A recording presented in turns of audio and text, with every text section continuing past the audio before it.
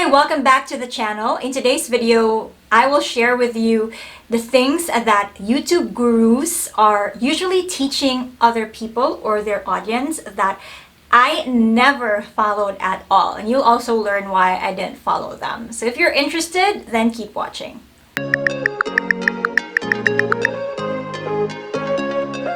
The first thing that a lot of YouTube gurus are saying that I do not follow is to not ask your audience or viewers to subscribe to your channel. Well, obviously, if you search for how to grow your YouTube channel or YouTube educational channels, you will definitely see a lot of YouTube gurus who tell you that it is important that you ask your subscribers to subscribe to your channel. But nowadays, there are YouTubers who are against this now, or I don't know, maybe they just want to challenge the status quo, or they just want to go against what's popular. And I think that makes sense because on YouTube, you want to be creating content that are not heard of by other people just yet. So going this route may be one of the ways for other YouTubers to be different in the space. But in my case, I did not follow this advice because, for one, in order for you to start growing your channel, you have to tell people that you actually have a channel. And one way for you to do that is to tell them to subscribe to your channel. Now, this is not to say that you're going to force them to subscribe to your channel, right? You're just inviting them to subscribe if they like the content, or you're reminding them that maybe they're liking the content already, but they haven't subscribed yet. Personally, I did not see anything wrong with that at all. On my main channel, I have over 164,000 subscribers now, and I still ask or remind my viewers to subscribe if they haven't yet. And what I usually do to make it sound more genuine is to tell them that if they like the content or if the content helps them at all, then they can consider subscribing. And if not, if they don't want to subscribe, then no hard feelings at all. You know, you don't have to force everyone. So yeah, that's my take. In fact, in my other video, I did mention that one of the people in my network did not realize that he did not subscribe to my channel yet. He only realized that he did not subscribe yet because I posted something on Facebook saying that if you haven't subscribed yet and you like the content, then please feel free to subscribe.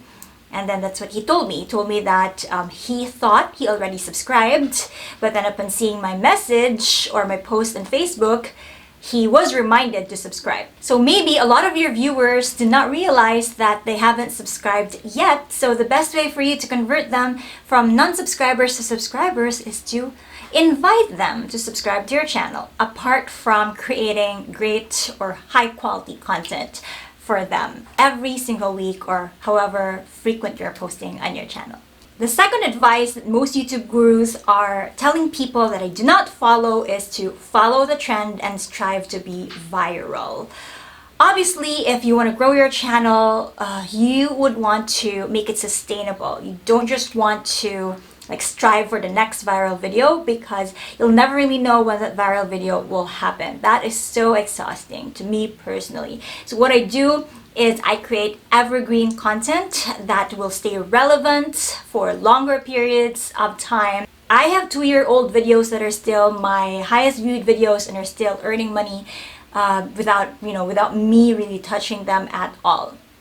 So the point of this is that you don't have to always strive to be viral, because that is just an exhausting thing to do, unless of course you have a team that constantly pumps out content and constantly brainstorms for you. Then you don't have to worry, because all you have to do is create the content and they will do the rest. But for people like you, maybe who are still putting it together by yourself, then it is best to create evergreen value-based content that will serve you for longer periods of time. If you want to know more about it, I did create a video about that, so I'm going to link it up there. The third advice that most YouTube gurus are always saying that I did not follow or haven't really followed to a T is to build an email list, which is, by the way, a really great advice, because I also truly believe that email marketing is still one of the most effective ways to market to your audience and to your viewers.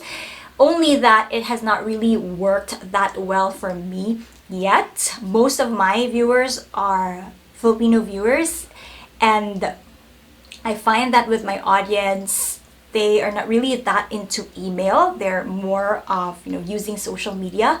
Maybe in other countries it would work, but I haven't seen it work for me.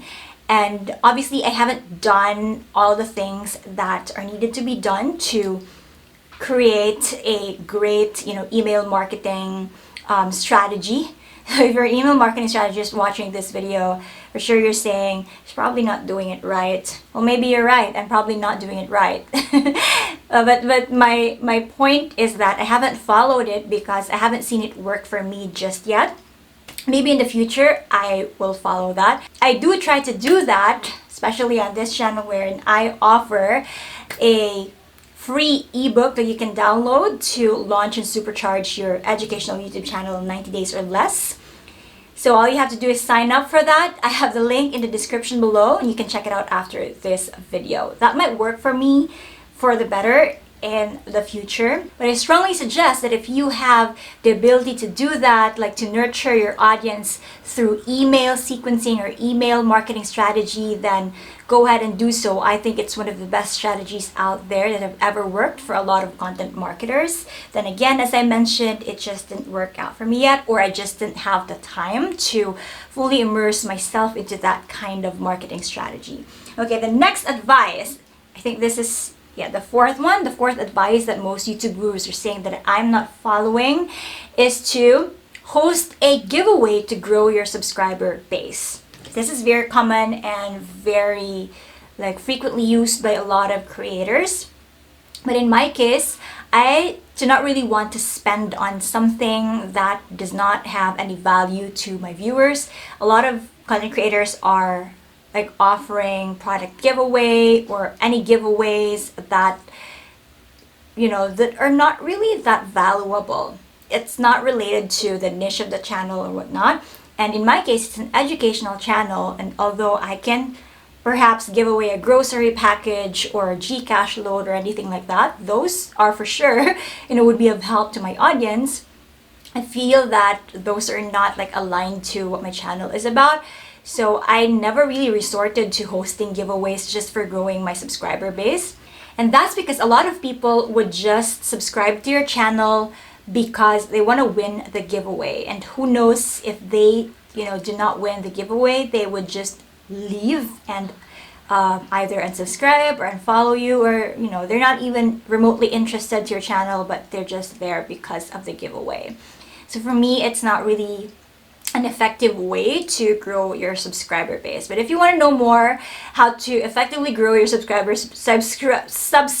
base without cheap tricks and gimmicks, then go ahead and check out this video up here after this. And then again, giveaways might have worked for other creators, maybe because their giveaways are really related to what they offer on their channel, and that's good.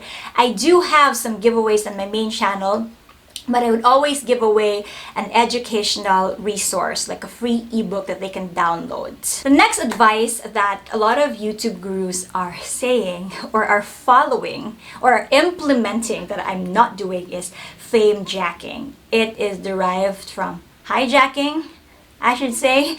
You can Google that and see for yourself, but essentially this is when YouTubers or creators are using famous people or popular people and incorporating whatever those famous people do into their video to gain views and subscribers. So for example, reaction videos, like reacting to famous person's Instagram account, reacting to famous person's video, or putting a photo of a famous person on the thumbnail to attract viewers, or maybe adding the name of the famous person and the title to add viewers, even though that does not really directly relate to whatever is on the video. I mean, admit it, a lot of YouTubers or content creators do that, and I don't know, it might have worked for them, but that's something that I did not follow just because it doesn't make sense to me. And I'm not saying it's, it's bad totally. I think that if it is directly related to your video and you use the name of a famous person or put it on your thumbnail, I think that's good, because it's related. But if it's not related, or if it's just like less than 1 minute or even just a few seconds of appearance in your video, and I don't think that makes sense. It's just like clickbaity kind of, you know, YouTube video. Now here's a bonus item that I can share with you. I have seen some YouTube gurus teach this on YouTube, and that is to use other people's videos to earn money on YouTube. So essentially, there are people who are teaching other creators and would-be YouTubers to earn money on YouTube without creating their own videos. So first of all, there are two licenses on YouTube. The first one is Creative Commons, and the second one is the standard YouTube license. Under the Creative Commons license, these videos are allowed to, you know, be reshared or downloaded or edited to be uploaded to another person's channel, or adjusted, you know, for their own benefit. So it depends on the creator, if the original creator, if they want to have it as a Creative Commons license or a standard YouTube license. All of my videos are YouTube standard license. And then there's a way for you to filter videos that are Creative Commons on YouTube. And then there are YouTube gurus who say that you can just earn money by, you know, downloading those Creative Commons videos and then upload it on your channel. So no sweat. All you have to do is look for those videos and upload them on your channel. I'm not giving you any idea to do that, but now that you've heard it, yes, it's possible. But it's very risky or dangerous because obviously there are terms and conditions for every Creative Commons video. And a lot of people don't read the fine print. Another thing is that I really think that people should create original content on YouTube and not just copy from anyone else and leech off of other people's hard work.